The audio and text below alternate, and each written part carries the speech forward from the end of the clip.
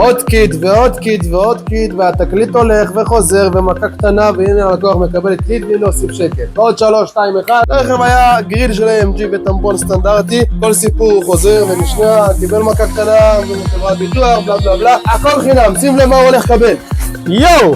C63 AMG, קיט מושלם. יואו! יצא מהקונטיינר בדיוק היום בבוקר, הרגע קיבלנו אותו. תראה. סופיות לאגזוז ספורטיביות. טיל אחי. בואו תעקבו אחרינו, דרך אנחנו מתקנים את האוטו, ובואו נראה את התוצאה בסוף.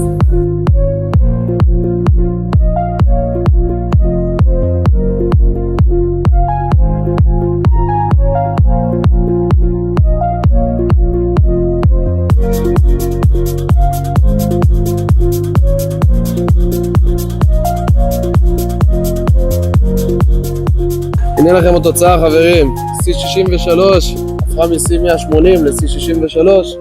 פה יש לכם את ה-GLE, שהפכה מ-GLE סטנדרטי ל-GLE 53. שימו לב גם לרמת הקיט ולרמת האבזור שלו. שימו לב, הפתחים של C63 מקורית עם הדמיה של הרדיאטורים, שבעיקרון ברכב הזה אין, כי הוא לא צריך את האינטרקולרים האלה, אבל שימו לב, הדמיות שמאל וימין, קיט 1 על 1 C63 ברמה הכי גבוהה שיש. אוהבים אתכם, רפאלו.